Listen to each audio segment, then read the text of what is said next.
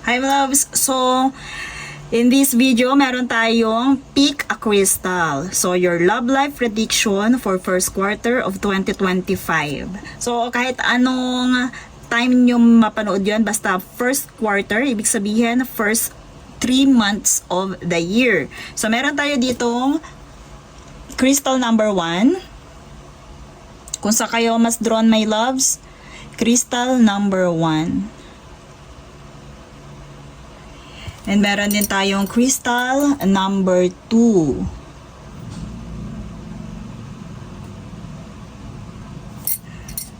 So, saan kayo mas drawn, my loves? Piliin nyo 1 or 2.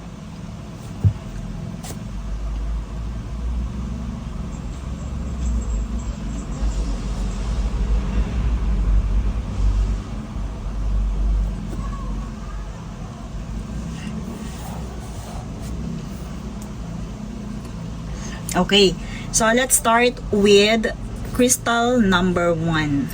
So, parehas siyang rose quartz, pero magkaiba ang kulay niya. So, dito medyo white yung ating rose quartz. Okay, let's see the situation, kung anong mangyayari, what will going to happen sa 2025 first quarter, whether you are in separation, whether you are in relationship with your person. And habang nag-start tayo, nagsha-shuffle tayo ng cards, isipin nyo mabuti yung tao na gusto nyo ma-resonate or yung tao na gusto nyo ma-resonate ang energy. Let's see the situation first. Ayan, may nahulog kay crystal number 1.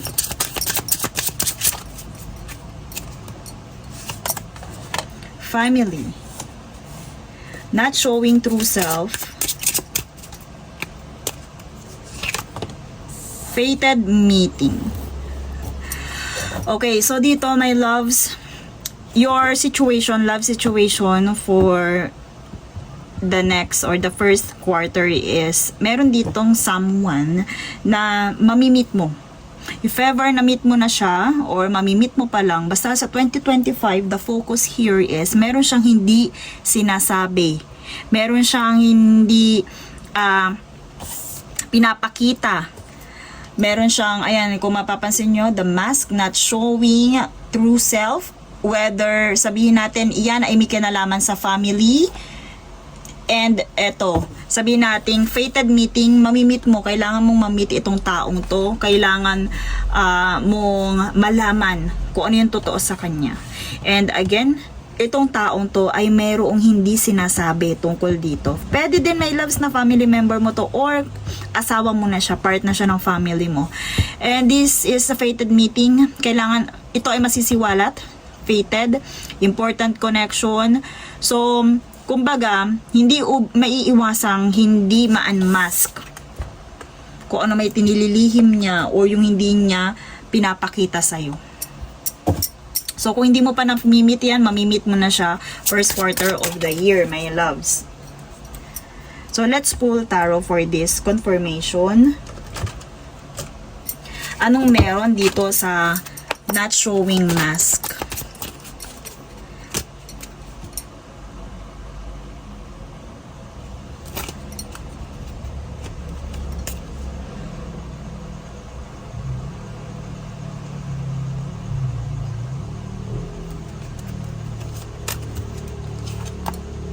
Oh. So, dito, my loves, pwede yung hindi niya ipinapakita is yung stress niya about sa mga obligations financially. Pwede, my loves, kung hindi pa kayo kasal nito, maaring hindi niya ino-open up yung kanyang mga obligations sa kanyang family. Pwedeng halimbawa is makikita mo siya, galante siya, pero marami pala siyang family obligations. Pwede din, my loves, na may kanalaman sa family. Pwede din responsibility, I hear that. So, yung responsibility na yun, may pwedeng mabalitaan mo, meron siyang obligasyon, meron siyang nabuntis. Pwedeng ganun, my loves, kasi related dito sa family. So, unfulfilled or sabihin natin unfulfilled potential or unfulfilled responsibility when it comes to finances, my loves. Yun yung inililihim niya or mabubunyag or yung hindi niya sinasabi sa'yo, my loves. Responsibility when it comes to pera. Pwede din, my loves, meron siya pinagkagastusan kung mag-asawa kayo ay hindi niya inamin. Yes, Two of Pentacles then, my loves. Maaaring yung sa relationship nyo, my loves, may hihirapan siya na i-balance out yun. Obligation sa'yo bilang karelasyon niya or bilang loved ones niya and obligation sa family. Pwedeng ganun.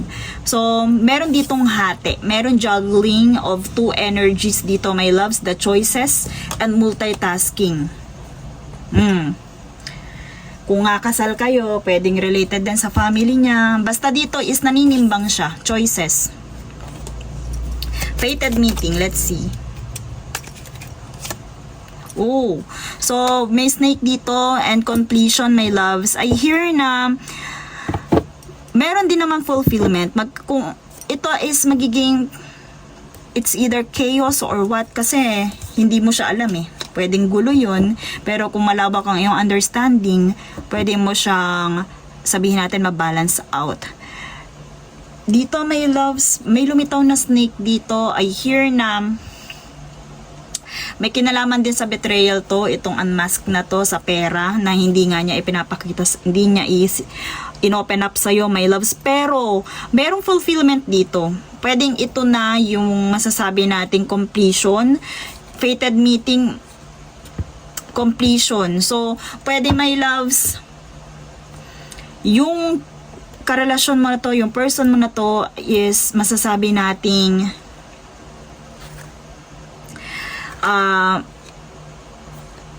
accomplishment. Magkakaroon ng accomplishment when it comes to your fated relationship. Maaaring final yun. Kung hindi nyo to maibabalance out, maaaring yun na yung final. Kasi nandito yung completion eh. The world card. Completion. Pwedeng yun na yan yung end of the cycle then, my loves. Kasi nandito yung accomplishments. So, it's either na my loves, malagpasan. Kung hindi malalagpasan to, pwedeng accomplishment. Pero kung malalagpasan niya, pwedeng completion niya or masasabi natin fulfillment niya nung person mo. Okay? So, again, the first quarter is meron siyang itatago sa'yo related sa financial and it's either sa'yo, sa understanding mo as their partner, as their person, kung maiintindihan mo ba itong situation ng person mo. Okay, let's see message from your person.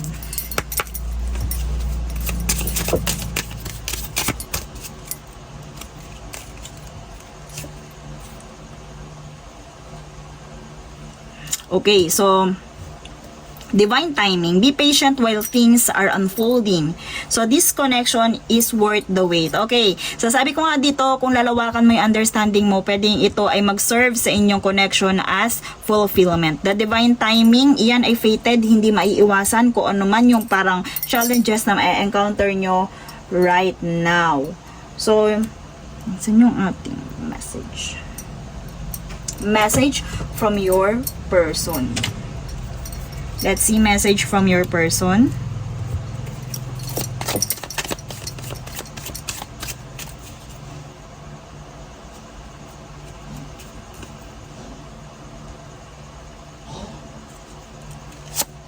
I want a fresh start with you. So, kung meron kayong, kung magiging gusot nyo to or naging gusot nyo to or masabing meron kayong gusot, your person wants a fresh start with you. I need time for me.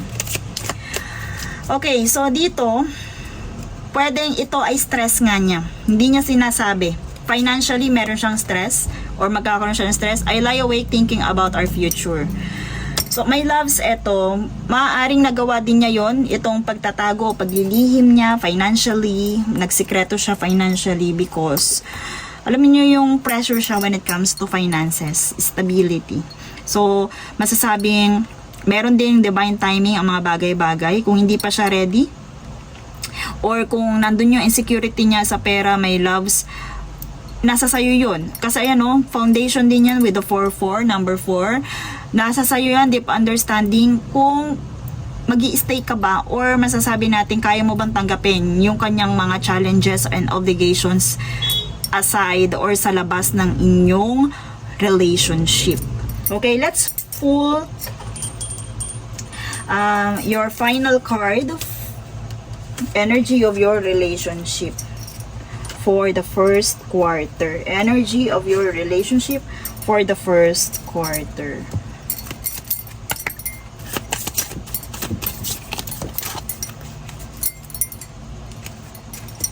Recognition, my loves. The divine will help you recognize signs and miracles, okay? So, doon, my loves, nakasama din dyan mga red flags. Basta signs and miracles, pwedeng, my loves, yun yung way kung paano ma-discover yun, paano ma-unmask, kung ano may mga secrets na yun. Basta, my loves, huwag ka magmamadali na i-discover kung ano man yun. Hayaan mong ma-unfold ang mga bagay-bagay through the divine timing. Huwag kang magmamadali, huwag kang magmamala Conan. Kumbaga, hayaan mo yung divine timing na masiwalat ko ano man yung itinatago niya sa'yo. Okay? And that's all for crystal number 1. Let's move forward sa crystal number 2 natin. For crystal number 2. So, ito nga yung ating crystal number 2. Siya ay mayroong deep pink na kulay. And tingnan natin kung ano ang meron dito sa love energy for the first quarter of the year. Let's see the situation first. Situations for crystal number 2 for the first quarter of 2025.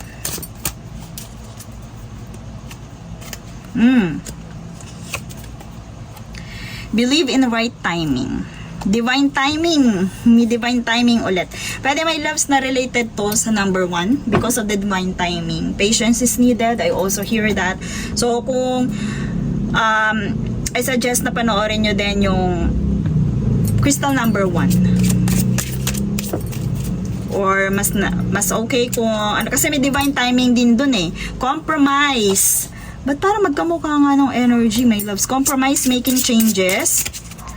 So, dito, my loves, I hear na merong iba-balance out when it comes to your relationship. Oh, and also the passionate activities of your relationship. My loves, dito, I hear balance. Balance. If ever na hindi kayo active when it comes to passionate activities, my loves, sa 2025, pwedeng kung hindi nyo pa ginagawa yun, iyon yung hilingin ng boyfriend nyo, pwede naman, or ng person nyo, or pwedeng iyon yung kailangan ng person nyo sa 2024, or pwedeng iyon yung kailangan ng relationship nyo to maintain the spark between you two. Okay? So, let's see more confirmation or clarifier card natin with the tarot. Dito sa divine timing, I hear, my loves, kailangan ma-balance out. If ever din naman na masyadong puro ganito, sa ganito umiikot yung inyong relationship, pwedeng i-balance nyo, my loves. Parang kailangan i-compromise nyo or ikaw mismo, ma-realize mo kung ano ba talaga yung tama sa relationship nyo. Believe in the right timing. Pwede, my loves, din dito, meron tayo dito na collectives na hindi pa ready dito, and their person needs to compromise, or yung this relationship needs to balance out. Pwede din, my loves, na ito na yung perfect timing for you two na gawin yon, yung bagay na yon. Pwede din dito baby making, my loves. So let's see more clarifiers.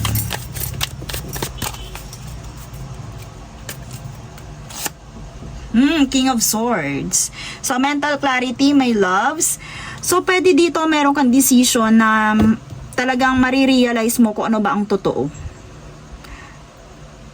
Also, the discipline, head over heart, my loves. I hear na meron dito, my loves. Ito is kumbaga reminder na kailangan is ma-realize mo ano bang meron talaga sa relationship niyong dalawa. Kasi you need to compromise. You need to balance out. Kung laging ito, kasi nakalagay kumbaga head over heart with the King of Swords. Gamitin mo ang iyong isipan, mental clarity, my loves.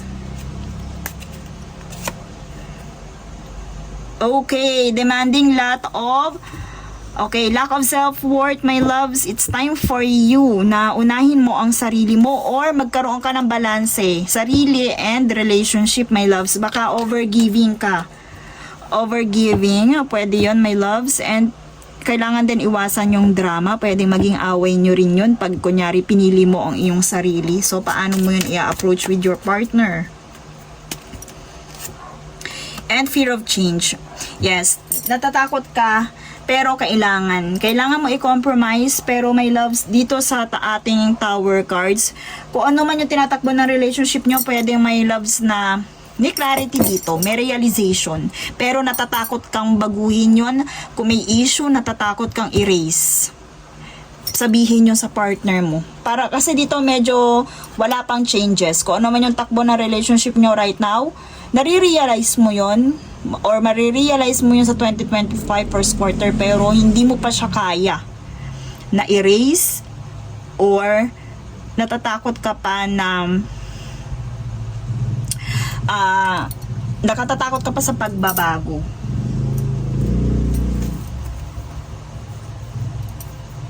So, let's see kung ano yung focus pa ng love reading mo for 2025. Oh, let go of the need of control. Allow this situation to unfold naturally. Dito, my loves, kung meron ng sign na ipinapakita sa'yo si universe, huwag mong, kasi dito fear of change kung kinakailangan may mabago, kung kinakailangan ng pagbabago, let it be, let go. So, dito, allow the situation unfold naturally, my loves. Huwag mong kontrolin. Hayaan mong ma-unfold. Kasi dito, parang takot ka sa pagbabago, my loves. So, kagaya ng sinabi ko, merong clarity dito, may truth dito, pero meron mental clarity. Merong pinaparealize sa'yo, pero ayaw mo, natatakot ka magbaguhin yun. Pero sa 2025, you have to let go of the need to control. So, meron talaga ma-unfold sa relationship nyong dalawa. Let's see message from this person.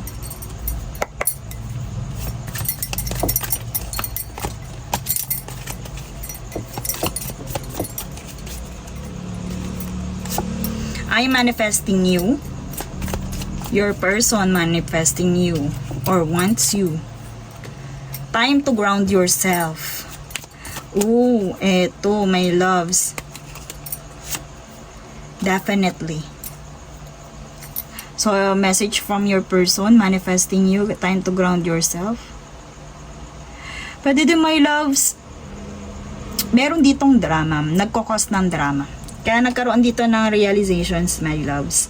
I hear na dito, as part, itong, ano yung tinutukoy niya? Ground yourself. Ibig sabihin, my loves, wag puro emotion, wag puro drama, wag puro imagination. So, dito, my loves, pwede, ideally, meron ka talagang gusto sa relationship mo na mangyari, pero hindi yun nangyayari sa totoong buhay. So, your person are telling you time to ground yourself. Kung ano ba talaga yung reality, ano ba talaga yung nakikita mo. Kasi parang takot ka nga sa pagbabago. Or may takot kang baguhin, may takot kang gawin. And let's see, ano yung last natin? Let's see the final card for the focus of this first quarter.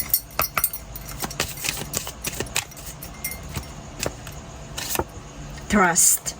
Magtiwala ka. You need to have trust in a relationship in order for it to flourish.